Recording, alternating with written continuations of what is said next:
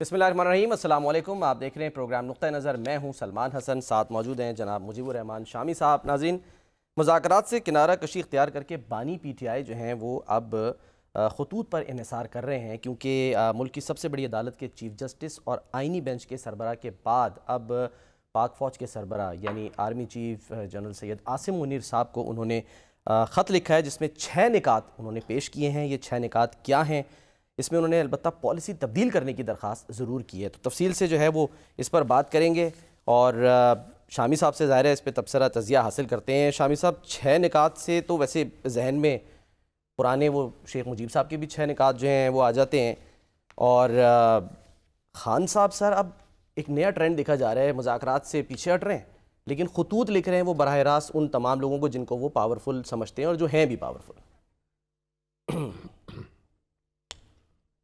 तो ख़त लिखना है वो तो कोई जुर्म नहीं है ना। अच्छा, तो आप लिख सकते हैं। बहैसियत साबिक़ वज़ीर आज़म उन्होंने ख़त लिखा है। ये नहीं, साबिक़ वज़ीर आज़म जो है एक शहरी है ना इस मुल्क का, तो जिसको चाहे ख़त लिख दे। अच्छा, ख़त लिखेंगे गरचे मतलब कुछ ना हो। हम तो आशिक हैं तुम्हारे नाम के। गालिब ने कहा है ना। हाँ, वो भी तो कहा है सर के कासिद के आते आते ख़त एक और लिख रखूँ, मैं जानता हूँ जो वो लिखेंगे जवाब में। अब वो पता नहीं जवाब आता भी है कि नहीं आता, ये एक सवाल है। यहाँ तो दाग का मामला है। क्या क्या फरेब दिल को दिए इस तरह में, उनकी तरफ से आप लिखे ख़त जवाब में। तो ख़त भी खुद लिखे, जवाब भी खुद लिखे।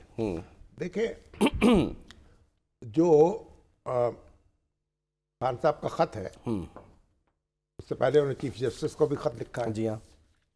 और अब वो जनाब जनरल आसिम मुनीर साहब से मुखातिब हैं, उन पे उन्होंने गिले शिकवे किए हैं और उनसे मुतालबा किया है कि हालात को वो दुरुस्त करें ताकि फ़ौज के पीछे पूरी कौम खड़ी हो जाए। दहशत गर्दी के ख़िलाफ़ जो जंग हो रही है उसमें ये इत्तेहाद ज़रूरी है। यानी उन्होंने कोई फ़ौज के ख़िलाफ़ कोई यानी मौक़िफ़ नहीं दिया, बल्कि ये कहा है कि हम आपके पीछे खड़े होने को तैयार हैं, खड़े होना चाहते हैं, लेकिन हमारी शिकायत है उनका अज़ाला कर दें। ठीक है। और जो कुछ हुआ है उनके साथ, उनका ख्याल है कि उनका मैंडेट चोरी हो गया। सर, फैसल चौधरी साहब जो हैं उन्होंने ये मतलब यानी कि ज़ाहिर खबर दी, बताया, जिसमें उन्होंने ये बताई है तफसील की। जी, पहला नुकता, चौधरी साहब जो हैं वो तो वकील है ना। जी हाँ। एक माने में तो वो कहते थे मैं तो वकील हूँ, मैं तो PTI का लीडर नहीं हूँ। उनको जो हक मिला है या ये इजाज़त मिली है उनसे मिलने की, वो तो ये है कि अपने उनके मुकदमात जो हैं उसके सिलसिले में उनसे हदायत लें। तो अब वो एक माशाल्लाह एक सियासी लीडर बन चुके हैं, पैगाम रसानी उनके पैगाम नशर करते हैं। तो ख़त भी उन्होंने, उसके मंदरजात भी उन्होंने पढ़ के सुनाए हैं। हाँ जी। जो बुनियादी नुक्ते हैं, तो बुनियादी नुक्ता तो एक ही है ना कि भाई आप ये जो हुकूमत है उसकी हमायत से हट जाएं, पीछे हट जाएं। ये हुकूमत इस काबिल नहीं है, ये इसका मैंडेट जो है वो हकीकी नहीं है, और हमारे साथ बड़ी ज़्यादतियाँ हुई हैं, उनका अज़ाला कर दीजिए और हमें दोबारा जो है बस बैठा दीजिए इक़्तिदार पर। तो ऐसी सूरत निकालिए, मतलब मुद्दा तो यही है ना। अच्छा। हाँ। सर, याद दिला रहे हैं कि मतलब यानी कि चीफ जस्टिस को ख़त लिखना, आइनी बेंच को लिखना, क्या कहना चाह रहे हैं कि क्या वो अपना काम नहीं कर रहे, जो उनको याद दिला रहे हैं खान साहब के जी आप अपना काम सही से नहीं कर रहे। अब जब आप किसी को दरख्वास्त देते हैं, ख़त लिखते हैं, तो मतलब यही होता है कि आपने जो काम आपको करना, आपकी तवज्जो मबज़ूल करानी है कि आप इन हक़ाइक़ की तरफ तवज्जो मबज़ूल करें ताकि खान साहब की मुश्किलात जो हैं वो कम हो जाएं। अब देखें, इससे पहले जो वो ख़ास नुक्ता ऐसा है जो आप बयान करना चाहते हैं। सर, मैं ये जो 6 नुकात जो है ना, हाँ 6 नुकात से आप घबराए ना। हाँ, कोई ऐसी बात नहीं, ये शेख मुजीब वाले नहीं है। कोई नहीं, शेख मुजीब को छोड़ा एक तरफ। अच्छा सर, पहला नुकता फ्रॉड इलेक्शन और मनी लॉन्ड्रर्स को जितवाने से मुताल्लिक, ये उन्होंने कहा। दूसरा, मनी लॉन्ड्रर्स को जितवाने के लिए, यानी वो ये इल्ज़ाम लगा रहे हैं कि जी आपने उसके जरिए मनी लॉन्ड्रिंग करने वाले हैं, हाँ जी, उनको जितवाया। इल्ज़ाम लगा रहे हैं। हाँ जी। वो तो जो आप केस चल रहा है PTI का इलेक्शन कमीशन में चलता रहा, फंडिंग का, फॉरेन फंडिंग वाला, तो उसमें तो ये इल्ज़ाम उन पे लगा है ना, तो हमारा ये दूसरों पे लगाते हैं, तो ये तो हमारी सियासत का खासा है ना। बिल्कुल। दूसरा नुकता सर, 26वीं आईनी तरमीम कानून की हुक्मरानी और अदलिया के मुतासिर होने पर, यानी वो ये कह रहे हैं कि एक तरफ आप 26वीं आईनी तरमीम के बाद अदलिया जो है उसके इख्तियारात सलब कर लिए गए हैं اور 26ویں آئینی ترمیم جو ہے وہ آئینی طریقے سے نہیں ہوئی ہے، وہ اس کو تسلیم نہیں کرتے۔ اچھا، اس کے بعد سر القادری ٹرسٹ کیس کا انہوں نے حوالہ دیا۔ بہرحال چوتھا نقطہ ہے کہ پی ٹی آئی کے خلاف جو ٹرسٹ کیس ہے، ہاں جی، اس میں تو کوئی معاملہ ان کا ہے اور ملک صاحب کا ہے اور اس کا یونیورسٹی کا ہے۔ اصل میں وہ سر اس کو وہاں سے ایک تو یہ جوڑ رہے ہیں کہ جو ڈیلے کیا گیا اس کا فیصلہ سنانے میں، تاکہ اپنی مرضی کے ججز جو ہیں وہ لگائے جا سکیں، ان کے پاس کیسز جائیں تو پھر وہ بھی لٹکا دیں معاملے کو۔ اور یہ تو ان کی نقطہ آفرینی ہے نا۔ اب ان ججوں کے پاس، جن ججوں کے پاس مقدمہ چلے گا اس سے پتہ چلے گا۔ ابھی تو مقدمہ ان کا جو ہے ابھی اپیل فائل ہوئی ہے، ابھی تو کسی سماعت شروع نہیں ہوئی نا اس کی۔ جی ہاں، تو اس کی تو ضرورت نہیں ہے، ہو سکتا ہے یہ ان کی بدگمانی ہو۔ اچھا سر، چوتھا نقطہ پی ٹی آئی کے خلاف دہشت گردی کے پرچے، چھاپے اور گولیاں چلانے سے متعلق۔ پانچواں نقطہ انٹیلیجنس اداروں کے کام سے متعلق ہے، اور انٹیلیجنس ادارے جو ہیں وہ اپنے حدود سے تجاوز کر رہے ہیں۔ جی ہاں، ادارے انٹیلیجنس ادارے جو ہیں، ایک تو سویلین ادارہ ہے اور ایک جو ہے پھر ظاہر ہے کہ ہمارا ادارہ ہے جو افواج پاکستان سے متعلق ہے، تو ظاہر ہے ان کے مخاطب کرنے پہ حضور ان کو درست کریں۔ اچھا، پھر انہوں نے ایک اور جو چھٹا نقطہ ہے سر، وہ سوشل میڈیا پر کریک ڈاؤن کے حوالے سے انہوں نے کہا کہ جی جو پیکا قانون لایا گیا، پیکا قانون آیا، ہاں جی، جب اس کی وہ خود بھی حمایت کرتے تھے جب وہ اقتدار میں تھے، تو اس طرح کے قوانین جو ہیں ان کی حمایت کرتے تھے اور کہتے تھے ان لوگوں کی سرکوبی ہونی چاہیے جو فوج کے خلاف، اداروں کے خلاف پروپیگنڈا کر رہے ہیں۔ لیکن اب بہرحال ان کا موقف یہ ہے کہ یہ کالا قانون ہے اور اس کے ذریعے سے یعنی آزادی رائے جو ہے، آزادی اظہار کو سلب کیا جا رہا ہے۔ حالانکہ حکومت کا کہنا یہ ہے کہ یہ قانون اس لیے آیا ہے کہ جو اداروں کے خلاف مہم چلائی جا رہی ہے، جو فوج کو ٹارگٹ کیا جا رہا ہے، چیف آف آرمی سٹاف کو ہدف بنایا جا رہا ہے، عدلیہ کو ہدف بنایا جا رہا ہے، بالکل، اور اس طرح لوگوں کی پگڑیاں اچھالی جا رہی ہیں، ان پہ بے سروپا الزامات لگا جا رہے ہیں ملک کے، تو ان کی سرکوبی کے لیے یہ قانون بنایا گیا ہے۔ اچھا سر، اب سوال یہاں پر یہ بھی ہے نا کہ درخواست تو وہ یہ کر رہے ہیں کہ جی آپ اپنی پالیسی شفٹ کریں، پالیسی تبدیل کریں جو پچھلے 3 سال سے چل رہی ہے۔ نا کہ حکومت کی حمایت نہ کریں آپ، تو پھر کیا ہوگا؟ دیکھیں اب مسئلہ کیا ہے، ایک خط مجھے یاد آیا، خط جو تھا ایئر مارشل اسد خان نے بھی لکھا تھا، اچھا 1977 میں، اچھا ہاں، فوجی سربراہوں کو، اچھا، اور ان کو کہا تھا کہ آپ حکومت کی حمایت سے دستبردار ہو جائیں۔ جنرل ضیاء الحق کو خط لکھا تھا، اور دوسرے فوجی کمانڈروں کو بھی خط لکھا تھا کہ آپ یہ جو حکومت ہے یہ دھاندلی کی پیداوار ہے جو بھٹو حکومت تھی، اچھا، اور آپ اس کی حمایت سے باز آ جائیں۔ اچھا، اس وقت بھی اور جو کچھ بھٹو حکومت نے کیا تھا اس کی تفصیل بھی اس خط میں بیان کی گئی ہے کہ وہ پاکستان کے عوام جو ہیں ان کا انتخابات منصفانہ نہیں تھے، دھاندلی ہوئی ہے، احتجاج کیا ہے، ان کو مارا پیٹا گیا ہے، گولیاں چلائی گئی ہیں، لوگوں کو قتل کیا گیا ہے، گرفتار کیا گیا ہے، پر سقوط ڈھاکہ جو ہے اس میں بھٹو صاحب کا کردار ہے۔ تو ساری تفصیل بیان کر کے کہا تھا کہ یہ جو حکومت ہے یہ آئینی طور پر حکومت قائم نہیں ہے، یہ دھاندلی کی پیداوار ہے، آپ اس کی حمایت سے کنارہ کش ہو جائیں، اس کی حمایت نہ کریں۔ یہ ایئر مارشل اسد خان نے مطالبہ کیا، اس وقت مطالبہ کیا، اس وقت جو ہے جب یہ خط لکھا انہوں نے، تو میں اس وقت جیل میں تھا، کوٹ لکھپت جیل میں، اچھا، اور خورشید محمود قصوری صاحب بھی ہمارے ساتھ تھے، اور میاں محمود علی قصوری صاحب بھی اچھا ہمارے ساتھ تھے، اچھا، اور میں خیال ہے کہ جاوید ہاشمی صاحب بھی ہمارے ساتھ تھے، اچھا، کوٹ لکھپت میں تھے سارے۔ تو یہ جو خط لکھا انہوں نے ایئر مارشل اسد خان نے، اس کا بڑا چرچا ہوا، اور حکومت نے تو دھمکی دی کہ ان کے قانونی کارروائی کی جا سکتی ہے، فوج کو بغاوت پہ اکسایا گیا ہے۔ تو اب یہ ہوا کہ وہ خط جو تھا، خورشید محمود قصوری صاحب نے مجھے کہا کہ اس خط کو چھپوانا ہے، اچھا، ہاں، ایک پمفلٹ کی صورت میں، اچھا، تو میں تو جیل میں تھا، پھر کیا کیا؟ تو میں نے پھر اپنے جو واقف کار لوگ تھے، اچھا، ان کو بلائے، ان سے ملاقات کی اور ان کو کہا کہ خط چھاپنا ہے، اچھا، تو وہ چند ہزار کی تعداد میں وہ خط چھپا، اچھا، اور وہ پھر ہم نے چھپوا کے تو پھر دیا، ان کے سپرد کیا، وہ پھر تقسیم کیا گیا، صحیح ہے، پمفلٹ کی صورت میں پھیلایا جائے، اس کو فوج کے اندر بھی پھیل جائے، اچھا، اور خود حکومت جو تھی، جو وزارت دفاع کا ترجمان تھا نا، اس نے اس خط پہ تنقید کی، اچھا، اور جب تنقید کرتے ہوئے اس خط کے بنیادی نکات بھی بیان کر دیے، تو یوں خط منظر عام پر آ گیا، اچھا، تو اس وقت حکومت نے یہ الزام لگایا تھا کہ یہ آرٹیکل 6 کی کارروائی ہو سکتی ہے کیونکہ یہ فوج کو بغاوت پہ اکسایا گیا ہے، اچھا، ہے نا، تو اب یہ کہا جا سکتا ہے نا کہ فوج جو ہے خان صاحب نے اس کو بغاوت پہ اکسایا. یہی سر ایگزیکٹلی ٹھیک ہے نا. اچھا اب مسئلہ بڑا دلچسپ ہے. اس وقت جو انتخابات ہوئے تھے نا وہ بھٹو صاحب نے کرائے تھے. ٹھیک ہے. اس وقت وزیر اعظم وہ تھے اور ان پر دھاندلی کے الزامات لگے تھے. اور پھر جو قومی اتحاد تھا, بھٹو صاحب کا مخالف تھا, پیپلز پارٹی کا مخالف, اس نے اسمبلی میں جانے سے انکار کر دیا تھا. صحیح. حلف نہیں اٹھایا تھا, اسمبلیوں کو بائیکاٹ کر دیا, ایک دن کے لیے اسمبلی میں گئے نہیں, اور ایک بڑی تاریخ شروع ہو گئی. صحیح ہے. اب معاملہ یہ ہے کہ یہ شہباز شریف صاحب جو ہیں ان پر الزام ہے دھاندلی ہوئی ہے. تو وہ تو اقتدار میں نہیں تھے جس وقت انتخابات ہوئے ہیں. اس دھاندلی کے نتیجے میں یہ ایک ہوا نا, ہمارے ملک میں یہ خیال پیدا ہوا کہ حکومت جو ہے وہ نگران حکومت قائم کرنی چاہیے جس کے زیر اہتمام انتخابات کرائیں جائیں. صحیح ہے. تاکہ دھاندلی نہ ہو سکے. ٹھیک ہے. اور بنگلہ دیش میں بھی انہوں نے اس کو اڈاپٹ کیا. ٹھیک.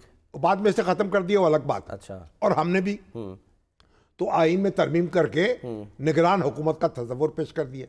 اب ہمارے ہاں انتخابات جو ہے وہ نگران حکومت کراتی ہے, اور نگران وزیر اعظم جو ہے اس پر اتفاق ہوتا ہے اپوزیشن کا بھی اور حکومت کا بھی, تب وزیر اعظم نومینیٹ ہوتا ہے. بالکل.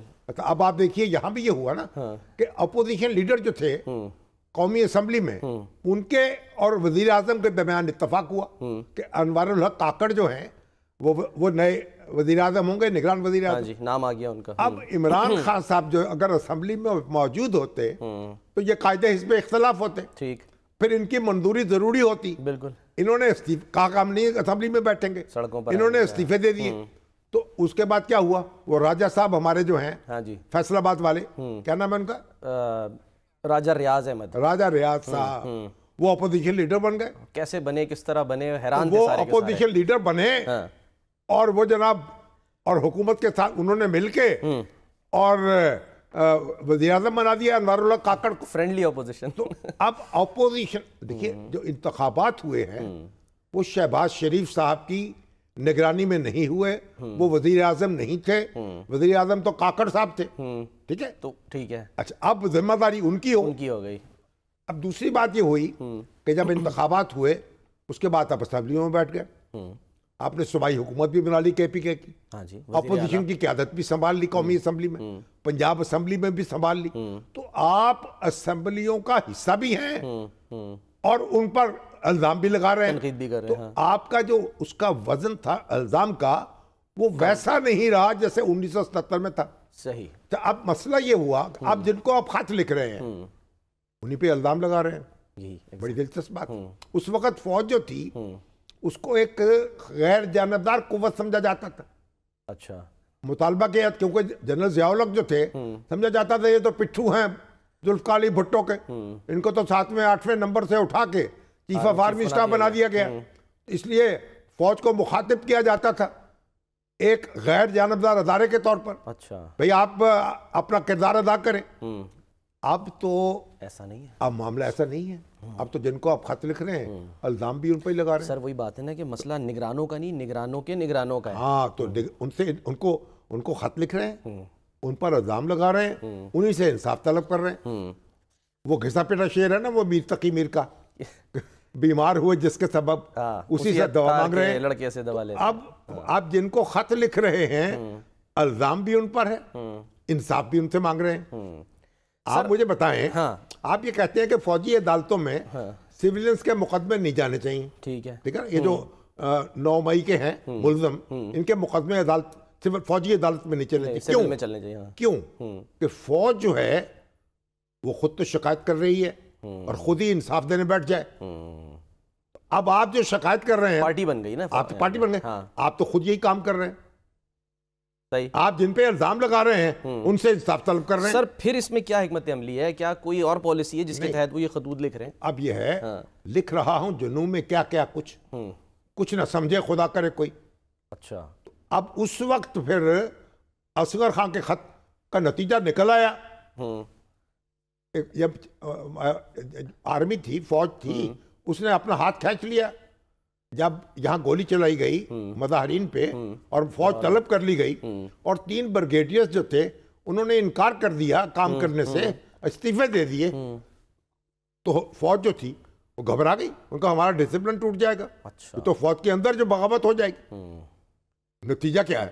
انہوں نے کہا بھائی ہمیں آپ یہ کام ہمارے سپورٹ نہ کریں، ٹھیک ہے بھٹو صاحب آپ فوج کے سپورٹ یہ کام نہ کریں جو پولیس کے کرنے کا خود ہی نمٹیں اس کو۔ اچھا اب بھٹو صاحب تو اتنے مگن تھے، وہ کوثر نیازی صاحب نے بڑی تفصیل بیان کی کہ سردار عبدالقیوم جو تھے مسلم کانفرنس کے سربراہ تھے، آزاد کشمیر کے صدر کئی بار ہوئے، بہت بڑے کشمیری لیڈر اور پاکستان کے بھی بڑے قابل احترام لیڈر سیاستدان، وہ بھی 9 ستاروں میں تھے، مسلم کانفرنس بھی شامل تھی ٹھیک، تو قومی اتحاد میں، تو وہ کوثر نیازی کے پاس آئے، مولانا کوثر نیازی کے، انہوں نے کہا بھائی دیکھیے، مولانا کوثر نیازی وزیر اطلاعات تھے، انہوں نے کہا دیکھو بھائی ہمارے کچھ لوگ جو ہیں وہ فوج سے رابطے کر رہے ہیں، اچھا آپ بھٹو صاحب سے یہ کہیں کہ معاملہ جلد نپٹا دیں، اسے طول نہ دیں، اچھا مذاکرات کو کھینچے نہ، خدشات کیا تھے ان کو؟ جلد فیصلہ کر لیں اچھا، اور نئے انتخابات کا انعقاد کریں، جلد کریں۔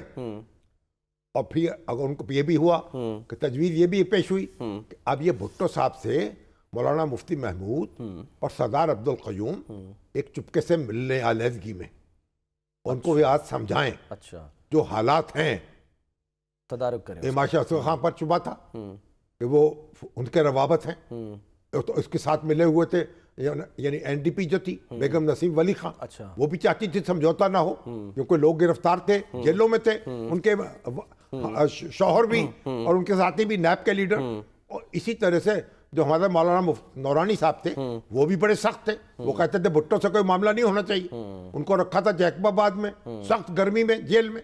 اچھا تو اب یہ جو تھے انہوں نے کہا کہ بھائی بھٹو صاحب سے مل کے ہم یہ بات ان کو سمجھائیں کہ بھائی جلدی کریں، تو کوثر نیازی صاحب نے ان کو صبح صبح فون کیا، اچھا بھٹو صاحب ناشتہ کر رہے تھے، کیا کہا؟ ان کو کہا بھائی میرے ساتھ سردار قیوم صاحب آئے تھے میرے پاس اور یہ بات وہ بتا رہے ہیں تو ہمیں جلدی کرنی چاہیے اور آپ ذرا ان سے مل بھی لیں۔ اچھا بھٹو صاحب انہوں نے کہا یہ مجھ سے انٹرویو لینے کے لیے، مجھ سے ملاقات کرنے کے لیے یہ ساری باتیں کر رہے ہیں، اچھا ہاں مسائل کے حل کرنے یہ چاہتے ہیں کہ مجھ سے ملاقات کر لیں، بہانہ ڈھونڈ تاکہ بہانہ ڈھونڈ رہے ہیں، کچھ نہ کچھ مجھ سے سودا بازی کرنا چاہتے ہوں گے۔ اچھا انہوں نے ڈیل یعنی کہ ہاں انہوں نے اڑا دیا ہنسی میں، ہنسی مذاق میں۔ اس کے بعد پھر بلائے جنرل ضیاء الحق کو، وہاں کا بھائی جنرل ضیاء الحق کہا حضور ہم آپ کے ساتھ ہیں، ان کا فاتحانہ دیکھا کوثر نیازی کی طرف بھی اور اچھا پیرزادہ کی طرف بھی۔ تو بات یہ تھی کہ اب سوال یہ ہے، اب فوج جو ہے، شکایت تو فوج سے ہے اور فوج تو موجود تھی، فوجی لیڈرشپ تو موجود تھی، آپ نے تنصیبات جن پہ حملے کیے وہ بھی فوجی تنصیبات تھیں، اور جو آپ نے نعرے لگائے اور جو آپ نے جو کچھ بھی سرگرمیاں کی، تو اب سوال یہ ہے کہ ان سے ہی فریاد کیوں کر رہے ہیں آپ؟ وہ آپ کو انصاف کیسے دیں گے؟ تو پہلے تو الزامات واپس لے لیں، پھر انصاف کی بات ہوگی، یا پھر حکومت جو ہے اب ان کی طرف سے جواب آ جائے گا۔ جب سجاد علی شاہ جو تھے چیف جسٹس ہمارے، انہوں نے ہمارے چیف آف آرمی اسٹاف تھے جہانگیر کرامت، ٹھیک ہے، نواز شریف صاحب کے خلاف مقدمہ چل رہا تھا توہین عدالت کا، وزیر اعظم تھے وہ، ان کو چٹھی لکھی کہ سپریم کورٹ کی حفاظت کیجئے، یہاں فوج جو ہے تعینات کیجئے، سپریم کورٹ خطرے میں ہے۔ پھر بھی جنرل جہانگیر کرامت نے وہی چٹھی جو ہے وہ حکومت کو بھیج دی اچھا کہ جناب یہ ان کو پروٹیکٹ کیجئے، بجائے فوجی دستوں کو حکم دیتے حرکت میں آؤ، انہوں نے وہ، کیونکہ آئین میں لکھا ہوا ہے کہ تمام ادارے جو ہیں مملکت کے وہ سپریم کورٹ کا کی احکامات کے پابند ہیں، تو سجاد علی شاہ صاحب سمجھے کہ میں حکم دے رہا ہوں تو میرا حکم مانیں گے، انہوں نے کہا بھی آپ کا حکم تو آئین کے خلاف ہے، تو حکومت کا کام ہے پروٹیکشن دینا، وزارت داخلہ کا کام ہے، ہمارا کام تو نہیں ہے، تو انہوں نے ان کو بھیج دیا، بس بھیج دیا، تو بس پھر سجاد علی شاہ صاحب جو تھے ان کے ہاتھ پاؤں پھول گئے اور سارا معاملہ دل کی آرزو دل میں رہ گئی۔ تو بات یہ ہے کہ اب جو ہے جو خط اب پیچیدگی یہ ہے کہ جن پہ الزام لگا رہے ہیں اقتدار ان کے پاس نہیں تھا، اختیار ان کے پاس نہیں تھا، اختیار جن کے پاس تھا ان سے انصاف مانگ رہے ہیں تو اب یہ جو مسئلہ ہے یہ تو الجھا ہے پاؤں یار کا زلف دراز میں، لو آپ اپنے جال میں صیاد آ گیا۔ تو بھائی صاحب آپ ذرا کلیئرٹی پیدا کر لیں، آپ بتا لیں کہ آپ کس کو ملزم سمجھتے ہیں، آپ کا ملزم کون ہے، الزام کس پہ لگا رہے ہیں آپ؟ تو سیدھی سادھی بات یہ تھی کہ ایک خط وزیر اعظم کو بھی لکھ دیتے، اچھا آ جائیے، جب آپ مذاکرات کی میز بتائی تھی اس میں بیٹھ جاتے۔ 3 سربراہوں کو تو لکھ دیے ہیں، تو ہو سکتا ہے حکومت کے سربراہ کو بھی لکھ دیں۔ ان کو لکھتے نا، کہتے بھائی اب انتخابات کو منصفانہ کرانا ہے، ان تو کہا ہم پارلیمنٹ کی کمیٹی بنا دیتے ہیں، وہ تحقیقات کر لیتی ہے، آپ آئیے جو انتخابات میں کیا ہوا ہے۔ یہاں تک کہ وہ عرفان صدیقی صاحب کہتے ہیں کہ کمیشن کی بھی کچھ بازگشت تھی، 2014 میں کیا ہوا تھا، 2018 میں کیا ہوا تھا، یہ ساری باتیں معلوم کر لیتے ہیں۔ تو بات یہ تھی کہ راستہ جو ہے اب جن پر اصل میں اب یہ پیچیدگی یہ ہے، تو خان صاحب خود ہی اس میں ہیں، اس بھنور میں ہیں۔ اچھا بھنور جو ہے کیا کہتے ہیں اس کو، پنجابی میں کہتے ہیں واوڑولا، اس واوڑولے میں ہیں، ہوا بگولے میں ہیں۔ اب راستہ جو ہے یہاں سے نکلے گا نہیں، کوئی راستہ نہیں ہے اگر وہ کہیں چیف صاحب جو ہیں وہ خط وزیر اعظم کو بھیج دیں کہ بھائی آپ ذرا یہ شکایات جو ہیں ان پہ غور کر لیجئے۔ سر آپ کو لگتا ہے کنفرمیشن آئے گی کوئی کہ ہاں جی خط آیا ہے اور ملا ہے؟ کیونکہ ان سے پوچھا گیا فیصل چودھری صاحب، انہوں نے کہا بھائی کیسے گیا، آپ نہ پوچھیں قاصد کون تھا، ہمیں نہیں، چلیے جو بھی تھا تو جواب اگر یہی آ جائے کہ خط بھجوا دیا گیا آپ کا وزیر اعظم کو یا وزیر داخلہ کو، محسن نقوی صاحب اس پہ غور کر لیں، تو پھر کیا ہوگا؟ تو بات یہ ہے کہ اب یہ الجھن، یہ پاکستان کی تاریخ میں ایسی الجھن تو پڑی نہیں ہے، ایسا کہ الزام بھی لگا رہے ہیں فوجی قیادت پر، انصاف بھی طلب کر رہے ہیں فوجی قیادت سے، اور ہنگامہ بھی سارا ہے فوجی قیادت پر، اور ساری جناب اور سارا غم و غصہ بھی ادھر ہے۔ سر ایک لمحے کے لیے اگر ہم مطلب خان صاحب کے ذہن میں چلے جائیں، اتر جائیں، تو وہ ظاہر ہے ایسا تو نہیں ہے نا کہ بالکل ہی کوئی ننے بچے ہیں ان کو پتا ہوگا میں لکھ رہا ہوں اور کیا لکھ رہا ہوں، کچھ تو سوچا ہوگا۔ کیا وہ یہ بھی کسی مطلب پالیسی کے تحت کر رہے ہیں کہ کل کو یہی خطوط وہ استعمال کریں، بین الاقوامی اداروں کو بھیجیں ان کی کاپیاں کہ دیکھیں ہم نے تو بڑا مانگا تھا ان سے انصاف رحم؟ اس وقت تو غصہ نکال رہے ہیں نا۔ اچھا ہاں، اور کیا الفاظ پہ کیا قابو نہیں رہتا نا، اقبال نے کیا کہا ہے، جب روح کے اندر متلاطم ہو خیالات، تو اس وقت تو غصہ ہے نا، تو غصہ نکالے کیسے، کبھی ادھر نکالتے ہیں کبھی ادھر نکالتے ہیں، تو بات بڑی سیدھی پازیٹیو ہے سر یہ جسچر؟ دیکھیے پازیٹیو نیگیٹو کی بات نہیں ہے، ہمیں خان صاحب سے ہمدردی ہے، وہ مشکلات ہیں نا ان کی، ٹھیک ہے، جیل میں ہیں، حل ڈھونڈ رہے ہیں، اتنا بڑا لیڈر جیل میں ہے، مقدمے پہ مقدمہ ہو رہا ہے، پیشیوں پہ پیشیاں بھگت رہا ہے، تو آپ دیکھیں پھر دل تو غصہ تو آتا ہوگا نا، غصہ آتا ہے تو اسے غصہ تھوکنا بھی ہے کہیں نہ کہیں، غصہ نکالنا بھی ہے، تو غصہ نکال رہے ہیں۔ جب غصہ نکل جائے، خان صاحب غصہ نکل گیا ہے اگر، تو پھر آپ سوچیں، آرام سے بیٹھ کے سوچیں اور اندازہ لگائیں کہ راستہ جو ہے، جو گھنٹی آپ بجا رہے ہیں نا، وہ جہانگیر کے دروازے پہ نہیں لگی ہوئی، جہانگیر کا دروازہ اور کہیں ہے۔ اچھا، اس لیے اب وہ کہتے ہیں کہ ہم اب سیاسی لیڈروں کو اکٹھا کریں گے، کر لیں، گرینڈ الائنس بنانے کی بات کر رہے ہیں، بنا لیں، بات چیت تو پھر بھی دیکھیں نا، بات چیت تو حکومت سے کرنی پڑے گی نا۔ جن لوگوں پہ قومی اتحاد کا الزام تھا نا بھٹو صاحب پر، پھر بات چیت تو انہی سے ہو رہی تھی نا، تو ابھی بات چیت جو ہے انہی سے ہوگی جو اقتدار میں اس وقت ہیں۔ اچھا، اور جب فوج کے ساتھ براہ راست بات نہیں ہوگی، حکومت کہے گی تو آرٹیکل 6 لگ سکتا ہے، پھر کیا کریں گے آپ؟ اس لیے ہماری رائے تو یہ ہے، ان کا مشورہ یہ ہے، ان کے خیر خواہ کے طور پہ ہمارے دل میں بڑی محبت ہے ان کی، بڑا قریبی تعلق رہا ہے ان سے، برسوں کی دوستی ہے یار، کوئی ایسی بات تو نہیں نا، دل ان کا خیال آتا ہے، دل بھر آتا ہے، آنکھیں بھر آتی ہیں، اور افسوس ہوتا ہے اتنا بڑا لیڈر جو قوم کی بڑی خدمت کر سکتا تھا، اس کو آگے لے جا سکتا تھا، اس کو متحد کر سکتا تھا، اس کو یکسو کر سکتا تھا، اس کے جذبات جو ہیں ان کو اس کے ذریعے سے مسائل کو حل کر سکتا تھا، مشکلات کا سامنا کرنے کی ایک طاقت پیدا کر سکتا تھا، وہ کہاں پھنس گیا ہے۔ تو خان صاحب آپ سیدھا راستہ دیکھ لیں، سیدھے راستے پہ آ جائیں، اپنی سیدھی سڑک پہ چلیں. سر میں ایک بریک لے لوں, سیدھا راستہ ہے کیا؟ راستہ یہی ہے کہ آپ پارلیمانی سیاست کریں, اپنے سیاسی بھائیوں کے ساتھ مل بیٹھیں, راستہ نکالیں, اور اللہ تعالیٰ آپ کو جیل سے نکالے, اور جس طرح اقتدار سے نکالا گیا ہے پھر اسی طریقے سے آپ کو وہاں براجمان بھی ہو جائیں, کوئی حرج کی بات نہیں ہے. ٹھیک ہے سر آنکھوں پر سر, لیکن بہرحال لگ نہیں رہا ایسا, کیونکہ وہ تو احتجاج کی تیاری ہو رہی ہے. سڑک پہ چلیں گے نا, سڑک پہ چلیں گے تو کہیں پہنچیں گے نا. سڑک کو بند نہ کریں. اگر آپ پہاڑوں پہ چڑھیں گے, اچھل کود کریں گے, ٹیلوں پہ اتریں گے تو پھر تو بات نہیں ہوگی نا. ٹھیک ہے سر, ایک بریک لیتے ہیں, بریک کے بعد واپس آتے ہیں.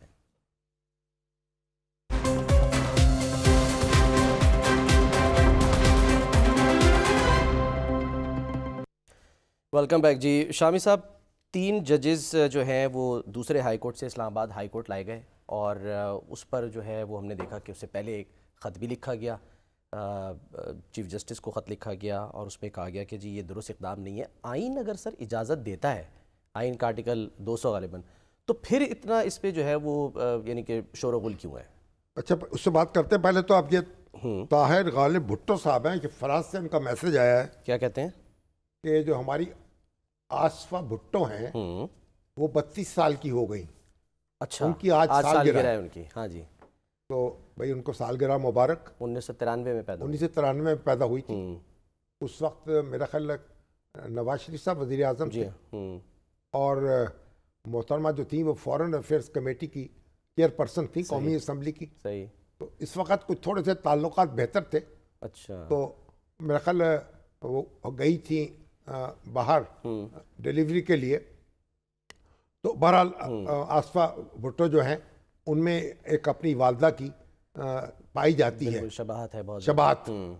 تو اللہ تعالیٰ ان کو مبارک کرے, انداز بیاں بھی تقریباً ویسے اور ان کو ایسی یعنی سالگرہ نصیب کرے, سینکڑوں سالگرہ, اور وہ ملک اور قوم کی خدمت کریں. ٹھیک ہے. اچھا, اب یہ ہے کہ یہ جو معاملہ ہے, اب میں نے آرٹیکل جو 200 ہے دستور کا, جی سر, اس کو میں نے پڑھا ہے. اچھا, اس میں یہ لکھا ہوا ہے کہ صدر کسی عدالت کے کسی جج کا تبادلہ ایک عدالت عالیہ سے کسی دوسری عدالت عالیہ میں کر سکے گا, لیکن کسی جج کا تبادلہ اس طرح نہیں کیا جائے گا, یعنی اس کی رضامندی کے بغیر نہیں کیا جائے گا. ٹھیک ہے. اور صدر کی طرف سے چیف جسٹس آف پاکستان, اور دونوں جو عدالتیں ہیں جہاں سے تبادلہ ہونا ہے اور جہاں اس کو آنا ہے, ٹھیک ہے, دونوں کی رضامندی جو ہے دونوں کے مشورے سے, چیف جسٹس کے جو مشورے ہیں, دونوں کے مشورے سے, چیف جسٹس آف پاکستان اور جس عدالت سے جج آ رہا ہے اس کے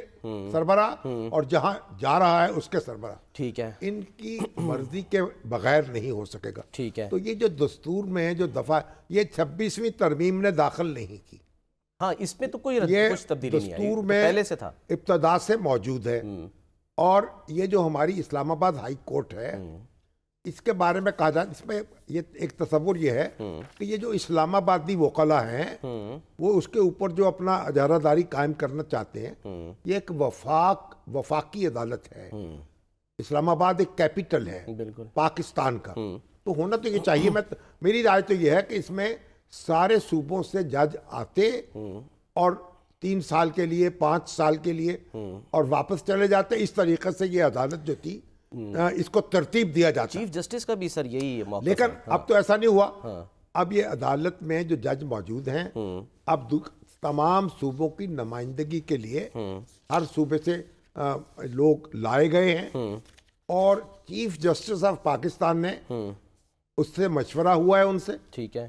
اور اسی طرح جو لاہور ہائی کورٹ ہے اور سندھ ہائی کورٹ ہے, بلوچستان ہائی کورٹ ہے, اور اسلام آباد ہائی کورٹ ہے, ان سب کے چیف جسٹس جو ہیں مشورے میں شریک رہے ہیں. تو اب یہ جو ہمارے وکلا ہیں ان کا ایک گروپ ہے, یعنی جو اسلام آباد ہائی کورٹ کے جو لوگ ہیں وکلا ہیں, جی ہاں, اور لاہور ہائی کورٹ بار کے, لیکن جو سپریم کورٹ بار کے صدر ہیں اس نے تو حمایت کی ہے, وہ ان کی حمایت کر رہے ہیں. جی ہاں, وہ کہہ رہے ہیں دستور میں یہ لکھا ہوا ہے. اب جو دستور میں بات لکھی ہوئی ہے اس کو آپ کیسے کہہ سکتے ہیں کہ یہ خلاف دستور ہے, اور جسے 26ویں ترمیم میں چھیڑا بھی نہیں کیا, مطلب تو پہلے سے. یہ ہمارے وکلا ہیں, غور کرنا چاہیے. اور دوسری بات یہ ہے نا کہ جب عدلیہ جو ہے اسرٹ کرتی ہے اور حکومت زچ ہوتی ہے تو عدلیہ بھی تو اپنے آئینی اختیار استعمال کر رہی ہوتی ہے تو حکومت کو بعض اوقات تو پھر بڑا کارنر کر دیتی ہے. صحیح. اب حکومت جو ہے انتظامیہ جو ہے اور جو مقننہ ہے اس کے پاس بھی تو کچھ ہوتا ہے نا, وہ بھی زچ کر دیتی ہے بعض اوقات تو اپنے دباؤ بڑھاتی. تو آئین کے دائرے میں یہ جو اچھل کود ہوتی رہے, ایک دوسرے کو چوکے دیے جاتے رہیں, تو اس میں کوئی مذائقہ نہیں ہے سر. لیکن اس میں جو اب بات سامنے آ رہی ہے, جو نئی سینیورٹی لسٹ سامنے آئی ہے, وہ تو کچھ اور یہ پتہ دے رہی ہے نا. کل کو عامر فاروق صاحب چلے جاتے ہیں تو وہ تو کہہ رہے ہیں اب سینیورٹی میں ٹاپ پہ آ گئے جسٹس سردار محمد سرفراز ڈوگر صاحب. دستور کے مطابق کیا ہے نا, اسی جو سینیورٹی ان کی وہاں تھی وہی سینیورٹی ان کی یہاں ہے.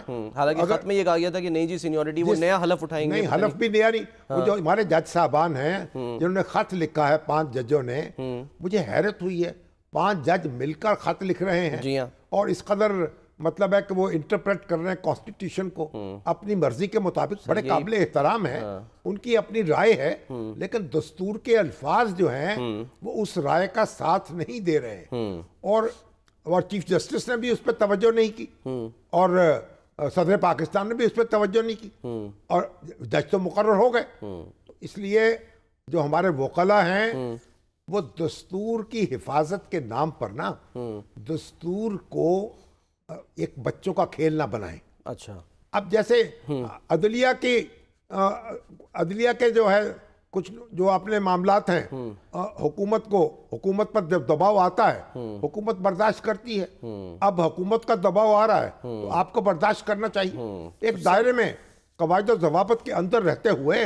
تو ایک دوسرے کو کونی شونی مار لیں تو پھر اس میں اتنا ہنگامہ کیوں ہے؟ کونی تک ہی رہنا سر, اگر وہ بالکل ہی گرا دیں. نہیں, کونی ہے نا, یہ کونی ہے, ٹھبی ہے, ایسا ہی ہوتا ہے نا کہ میں نے کہا لو جی ہمارے پاس بھی اختیار ہے, اب ہم لے آئے اپنی سینیورٹی جو ہے. تو سر پھر اس کا مطلب یہ ہوا کہ کوئی تحریک آنے والے دنوں میں نہیں ہے, یہ ہلکی آنچ پہ احتجاج چلتا رہے گا. چلے گی یا نہیں چلے گی, وکلا بھی ڈیوائیڈڈ ہیں, اور وکلا کا کام یہ نہیں ہے. وکلا فیس لیتے ہیں, اپنے موکلین کا مقدمہ پیش کرتے ہیں.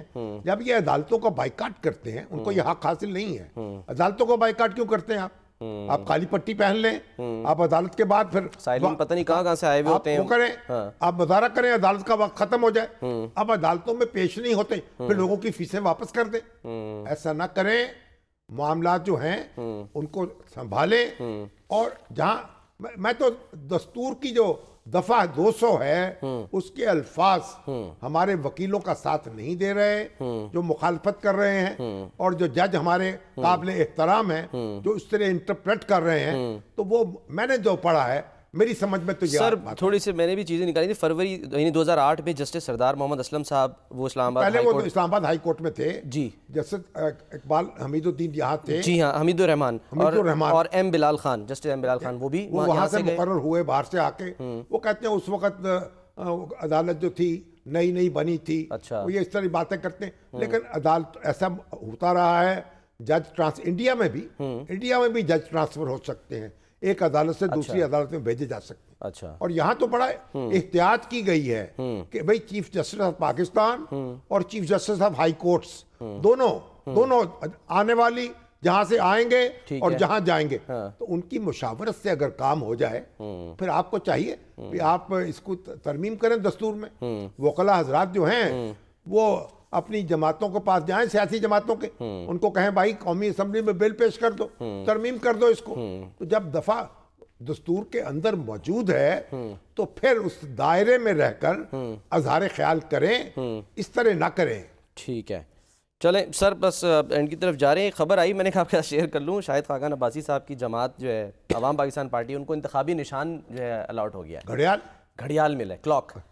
اب کیا گھڑیال تجھے کیا دیتا ہے منادی, گردوں نے گھڑی عمر کی ایک اور گھٹا دی. تو گھڑیال جو ہے ماشاءاللہ بڑی گھڑی کو کہتے ہیں. تو ہمارے عمران خان صاحب تو گھڑی کی پاداش میں دھر لیے گئے نا, گھڑیال مل گیا. ان کو تو گھڑیال ہے, اس گھڑیال کا کیا بنے گا. شاہد خاقان عباسی صاحب بڑے پیارے آدمی ہیں, بڑے ڈھنگ کے آدمی ہیں, صاف ستھرے ہیں, صحیح, اور اچھی بات کہتے ہیں، اچھے کام کرتے ہیں. وزیر اعظم تھے، خود گاڑی چلاتے تھے، خود فون اٹھاتے تھے، بڑی ایک یعنی کمال کے آدمی ہیں. تو اللہ تعالیٰ جو ہے ان کے کاموں میں برکت ڈالتے. اگر میں تو نواز شریف صاحب کی جگہ ہوتا تو کبھی ان کو جانے نہیں دیتا پارٹی سے باہر. اچھا. مفتاح اسماعیل کو بھی اور ان کو بھی، شاہد خاقان کو، دونوں کو گھر بلا کے کنڈی لگا دیتا کہ بھائی آپ جا نہیں سکتے باہر. اب کے جا کے دکھاؤ. اچھا سر، انٹرنیشنل یعنی کہ جو ایک خبر ہے وہ یہ کہ جی نئی تجارتی جنگ کا جو ہے نا وہ فشا ہو گیا ہے. ہاں جی، وہ ایک کے بعد ایک ایگزیکٹو آرڈر. اور اب جو ہیں ڈونلڈ ٹرمپ ماشاءاللہ بڑی رونق ہے. مجھے تو بڑے اچھے لگتے ہیں اوپر سے. ہر روز کوئی بات ہے، ہر روز کوئی اعلان ہے، ہر روز چھیڑ چھاڑ ہے. کبھی اس کو چھیڑ چھاڑ، کبھی اس کو، کبھی ادھر کبھی ادھر، کبھی اس کو چھیڑ رہے، کبھی اس کو آنکھ مار رہے ہیں، کبھی اس کو جناب گدگدی کر رہے ہیں، کبھی اس کے چوٹی کاٹ رہے ہیں. کیا کہتے ہیں چوٹی کاٹ رہے ہیں، وہ کاٹ رہے ہیں. کبھی کسی کو ٹپی دے رہے ہیں، کبھی کسی کو دھکا دے رہے ہیں، کبھی اچھل رہے ہیں، کبھی کود رہے ہیں، کبھی دائیں جا رہے ہیں، کبھی بائیں. ایسا لیڈر ماشاءاللہ ایسے دنیا میں رونق لگا دی ہے. ہمارے یہاں بھی تو ہے نا سر ایسا. وہ نہیں ہمارے یہاں تھوڑا قید ہے. بھیا انہوں نے اپنی اکانومی جو تھی اس کو بہت بہتر کر لیا تھا. تو ہمارے جو دیکھیں جو آدمی قید میں ہوتا ہے نا اس کو اس طرح نہیں. اچھا. پوری احترام سے ان کا نام لینا چاہیے خان صاحب کا. اچھا. جو قید ہیں جب باہر آئیں گے پھر ان سے اٹکیلیاں کر لیں گے. اچھا. اس وقت ہم پریشان جب کوئی ابتلا میں ہوگا، کسی ابتلا ہو اس کی صحیح ہے، اس کو جذبات کو ٹیسٹ نہیں پہنچانی چاہیے. ٹھیک ہے. تو خان صاحب ہماری دعائیں آپ کے ساتھ ہیں، ہم دعا کر رہے ہیں آپ کے لیے. ہم تو ہر ایک کے لیے دعا کرتے ہیں بھائی، جو مشکل میں ہے اس کے لیے دعا کریں گے. اللہ تعالیٰ اس کی مشکل آسان کر دے. اور اللہ تعالیٰ ملک ریاض صاحب کے لیے بھی دعا کرتے ہیں دن رات. سر ایک بریک لیں. اب وہ بچیاں کہہ رہی ایک بچی کا وہ دے رہے تھے، فیس دے رہے تھے میڈیکل کالج کی.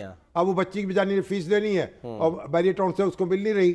اب کوئی اور ہی بھائی اس کی مدد کر دے، کوئی انشاءاللہ ہمارا اعلان سن لے، کوئی رابطہ کر لے، ایک سیمسٹر کی فیس دے دے. تو بہرحال ہم دعا دے رہے ہیں اپنے سارے بھائیوں کو، دوستوں کو جیل میں ہیں، جیل پاکستان سے باہر ہیں، خان صاحب ہیں، ملک صاحب ہیں. اللہ تعالیٰ سب کو ملائے، پاکستان لائے. سر ایک بریک لیتے ہیں، بریک کے بعد واپس آتے ہیں.